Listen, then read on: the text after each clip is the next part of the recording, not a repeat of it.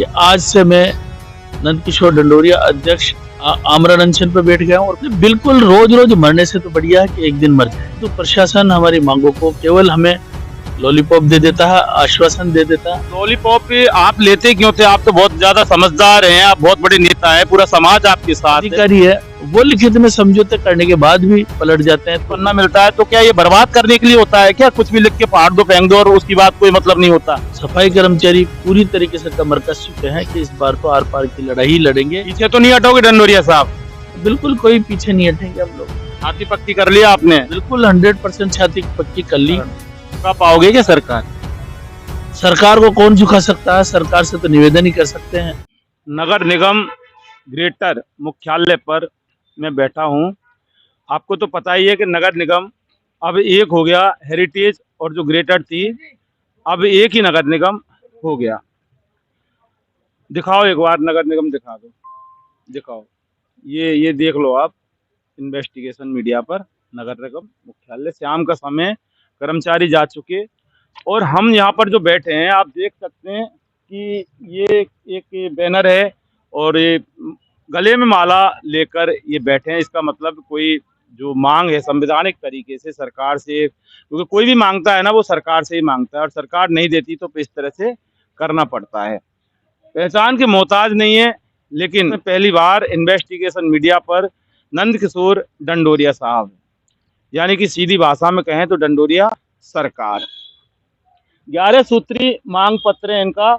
10 तारीख से ये नगर निगम के अधिकारियों को बोल रहे थे कि हमारी मांगे, हमारी जो मांग है उनको पूरी करो करो करो।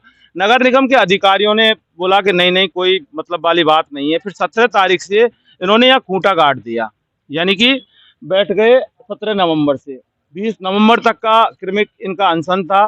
20 नवंबर को वार्ता हुई थी। वार्ता में जो नगर निगम के अधिकारी हैं उन्होंने बोल दिया कि कोई मतलब वाली बात नहीं है, आपको जो करना है करो, क्योंकि हम तो सरकारी अधिकारी हैं। जो जनता का जो सारा जो माल है वो हम ही लेंगे, मतलब आपको कुछ नहीं देंगे, सफाई कर्मचारियों को और जो इनका समाज है उसको नहीं देंगे। तो क्रमिक अनशन अध्यक्ष नंदकिशोर डंडोरिया संयुक्त वाल्मीकि एवं सफाई श्रमिक संघ के अध्यक्ष हैं। 11 सूत्री मांग है। पहले हम आपको बता देते हैं कि आखिर देखो एक दो मांग नहीं, बहुत बड़ा मामला है ये, छोटा मोटा नहीं है। पहले तो सफाई कर्मचारी भर्ती यहीं तक चलता था, लेकिन अब ये लंबा चौड़ा ये परवाना लेके यहाँ बैठ गए हैं। मोबाइल ऐप से उपस्थिति की अनिवार्यता खत्म करनी चाहिए। ठेकेदारी प्रथा समाप्त। नियमित नियुक्ति भर्ती प्रक्रिया पुनः शुरू। नियुक्ति पत्र जारी। झूठी शिकायतों पर रोक। मेडिकल नियुक्ति, लंबित मामलों का निपटारा, लंबित पदोन्नति, ओवर टाइम भत्ता और आरजीएचएस कार्ड, ग्रेड पे पदोन्नति, कार्यवाहक और दफ्तरों में कर्मचारियों की स्थिति, पूरी 11 मांगे। डंडोरिया साहब, आपको नहीं लगता कि सरकार से कुछ ज्यादा ही आपने मांग लिया? सरकार तो सफाई भर्ती आपको नहीं दे पाई, आपने तो सफाई भर्ती के साथ साथ 10 और आपने ये मांग ली, तो आपको नहीं लगता कि सरकार को कुछ दिक्कत आएगी और आप पे लेने में क्या वाकई सक्षम हो पाओगे, या फिर जो ढर्रा जो चलता रहता है ऐसा ही चलेगा? देखिए नहीं, बिल्कुल सरकार जो नगर निगम प्रशासन है, नगर निगम प्रशासन जो हमने 11 मांग पत्र दिया है उनमें करीब करीब सब मांगों को देने के लिए तैयार है। परंतु जो 2 मांगे, एक तो सफाई कर्मचारी की भर्ती और एक जो 1995 में हमारे कोर्ट केस के जो वो चलते थे, अपने इस्तीफे के आदेश चलते थे, उन आदेशों पे आश्वासन दे रही है। और जबकि यही 2 मेन मुख्य मांग है। जब तक हमारी इन मांगों को पूर्ण नहीं करती थी, 11 सूत्रीय मांगों को, तब तक हम लोग इसी तरीके से आंदोलन जारी रखेंगे। आज हमने जो सर्वसहमति से ये निर्णय लिया है कि आज से मैं नंदकिशोर डंडोरिया अध्यक्ष आमरण अनशन पर बैठ गया हूँ और 25 तारीख से हम लोग सामूहिक मीटिंग लेकर आमर हड़ताल की घोषणा करने के लिए जा रहे हैं। इसमें राजस्थान, जयपुर सहित राजस्थान के सभी श्रमिक संगठनों के सदस्य होंगे और सभी जिलों के पदाधिकारी होंगे। देखिए, यानी कि 25 तक आमरण अनशन। आमरण अनशन का मतलब समझते हैं, बताने की जरूरत नहीं है। मरण के आगे आ लग जाता है, यानी कि बहुत बड़ी गंभीर स्थिति हो जाती है जब कोई आमरण अनशन, यानी देश का नागरिक अगर बैठता है, वो भी संविधान के तहत, यानी कि जो संविधान के तहत लोकतंत्र के तहत अधिकार होता है इनका बैठने का, लेकिन यहाँ तक हड़ताल भूख हड़ताल वहां तक तो ठीक है, लेकिन आमरण अनशन का मतलब भी बहुत बड़ा गंभीर होता है। आपको नहीं लगता कि आपने जो स्टैंड है कुछ जरूरत से ज्यादा ले लिया ढंडोरिया साहब? नहीं, बिल्कुल रोज रोज मरने से तो बढ़िया है कि एक दिन मर जाए।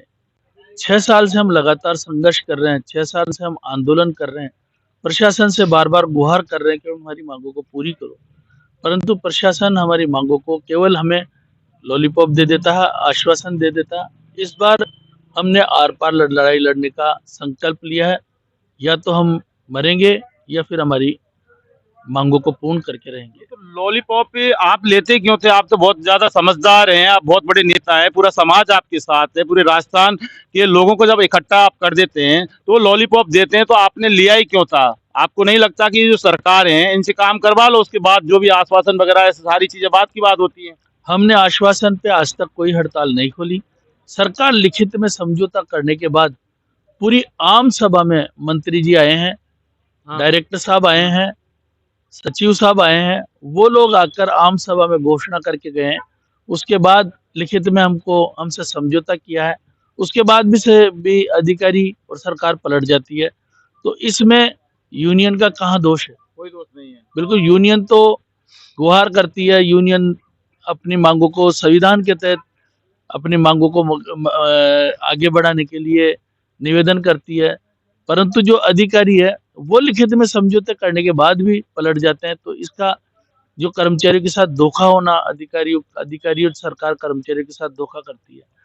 देखिए, सबसे बड़ा दुर्भाग्य इस हमारे राजस्थान की बात कर रहे हैं, भारत की बात करना बहुत ज्यादा बड़ी हो जाएगी कि कोई भी समझौता यानी कि हड़ताल करते हैं, उसके बाद जिस सरकार आती है समझौता करती है। समझौते का मतलब जानते हैं आप? जिस तरह से दोनों के सिग्नेचर होते हैं, यानी इनकी तरफ से जो है उस वो भी समझौता होते हैं, इनके 5 आदमी करते हैं, सरकारी अधिकारी वो भी साइन करते हैं समझौता, उसके बाद ये हड़ताल खत्म करते हैं। लेकिन इससे बड़ा कोई दुर्भाग्य नहीं कि लिखित में जो इनका समझौता है उसकी पालना नहीं करते, ये अधिकारी नहीं करते, सरकार नहीं करती, ये मंत्री नहीं करते। तो आप समझ सकते हैं कि जनता के साथ ये क्या करते हैं और जनता का किस तरह से काम करते हैं। जनता इनको अपने पैसे से इनको पालती है, इनके बच्चों को पालती है, लेकिन इसलिए नहीं कि कोई भी आप पे समझौता करें।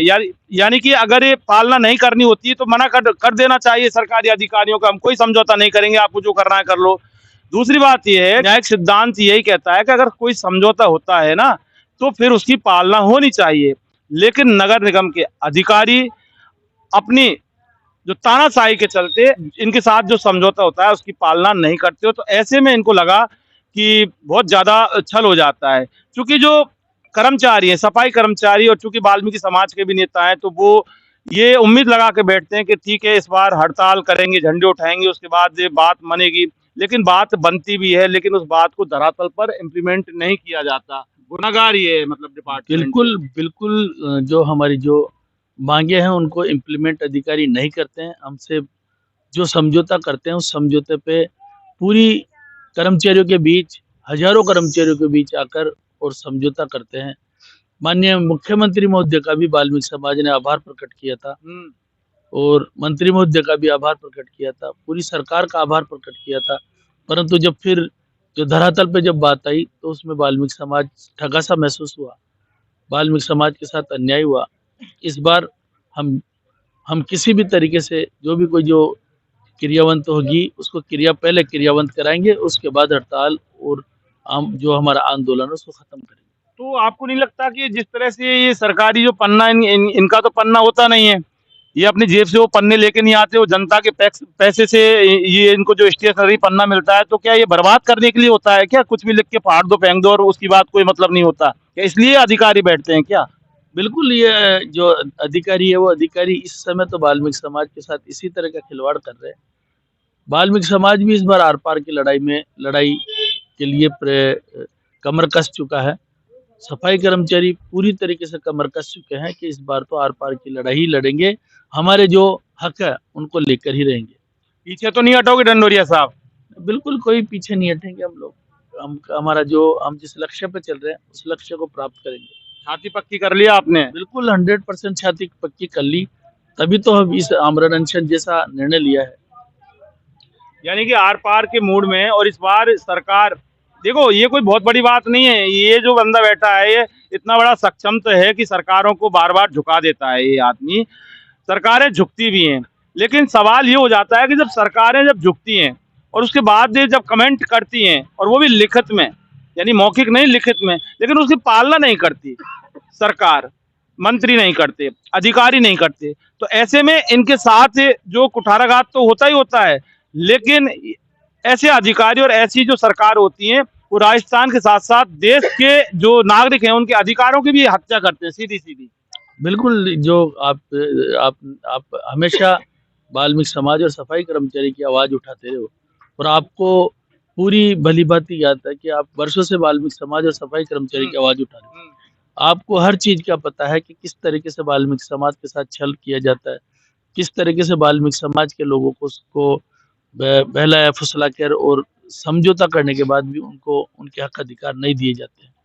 मजबूरीवश बाल्मीकि समाज के लोग सफाई कर्मचारी सड़कों पर आते हैं, और जब सड़कों पर आते हैं तो संपूर्ण जनता को भी उसका जो बाल्मीकि समाज के कारण कष्ट झेलना पड़ता है, उसके लिए भी हम संपूर्ण जनता से भी निवेदन करते हैं कि जो बाल्मीकि समाज के साथ कुठाराघात हो रहा है उसका सहयोग करें, बाल्मीकि समाज के लोगों को ताकत दे। तो यानी कि अभी ये मान लें कि डंडोरिया सरकार बनाम भजनलाल सरकार। ऐसा कुछ नहीं है डंडोरिया सरकार, हम तो एक बाल्मीकि समाज तो बहुत छोटी समाज है, अंतिम पायदान पर चलने वाली समाज है। भजनलाल सरकार का तो हम कोई मुकाबला भी नहीं कर सकते। हम तो उनसे गुहार लगा रहे हैं कि बाल्मीकि समाज की मांगों का निस्तारण करें, और बाल्मीकि समाज की जो पीड़ा है सफाई कर्मचारी भर्ती और 11 सूत्री मांग पत्र, उसका अतिशीघ्र निस्तारण करें। झुका पाओगे क्या सरकार? सरकार को कौन झुका सकता है? सरकार से तो निवेदन ही कर सकते हैं हम तो, अगर यह है कि बाल्मीकि समाज इस बार आर पार की लड़ाई लड़ने के लिए तैयार है। सरकार को कौन झुका सकता है? सरकार होती कौन है? जनता सबसे बड़ी सरकार होती है। सरकार, जनता ने तो सरकारों को पता नहीं देशों से बाहर निकाल दिया। आप इतने कमजोर क्यों होते हैं? बिल्कुल हम कोई कमजोर नहीं है। हम इस बार जो हम आपसे निवेदन कर रहे हैं कि आर पार की लड़ाई लड़ रहे हैं हम इस बार। आर पार की लड़ाई में जो भी निर्णय होगा वो होगा। सरकार झुकती है या सरकार हमारी मांग मानती है। देखिए, हार किसकी होगी, जीत किसकी होगी, ये कहा नहीं जा सकता, लेकिन लड़ाई के मैदान में, युद्ध के मैदान में, रणभूमि में जब जाते हैं वो रणवीर जाते हैं, और सिर्फ इसलिए कि हमारी जीत होगी। लेकिन ऐसे में यहाँ सफाई कर्मचारियों के साथ साथ वाल्मीकि समाज का जो भविष्य भी टिका हुआ है, तो बहुत बड़ी बात होगी। ये हम साफ शब्दों में कह सकते हैं कि ये जो लड़ाई होगी इस बार, डंडोरिया सरकार बनाम राजस्थान की भजनलाल सरकार, हार जीत किसकी होगी वो भविष्य के घट में वो भगवान जाने। लेकिन सरकार ने जिस तरह से इनके साथ बार बार जो कुठाराघात किया है, बार बार जो छलावा किया है, यानी ब्रीच ऑफ कॉन्ट्रैक्ट, यानी जो समझौता जो करते हैं उसकी पालना नहीं करते, तो ऐसी स्थिति में इनकी जो कहते हैं ना कि अति अति हो गई, यानी कि पानी यहाँ तक आ गया। तो ऐसे में बहुत बड़ा स्टैंड लिया है नंदकिशोर डंडोरिया, सफाई श्रमिक संघ के जो यूनियन के अध्यक्ष हैं। अब देखने वाली बात है कि 25 तारीख से आ जाओगे मैदान में? बिल्कुल आ जाएंगे मैदान में। 25 तारीख से मैदान में आ जाएंगे। झावर सिंह खर्रा तैयार रहना, भजनलाल सरकार तैयार रहना, और तैयार रहना नगर निगम के तमाम वो अधिकारी जो सफाई के ठेकेदार बनते हैं, सफाई के नाम पर जो ये नगर निगम बनी हुई होती है। तो ऐसे में जनता की जो सफाई कौन करेगा ये वो वक्त तय करेगा। इन्वेस्टिगेशन मीडिया के लिए पवन कुमार के साथ नगर निगम से मैं जितेंद्र शर्मा।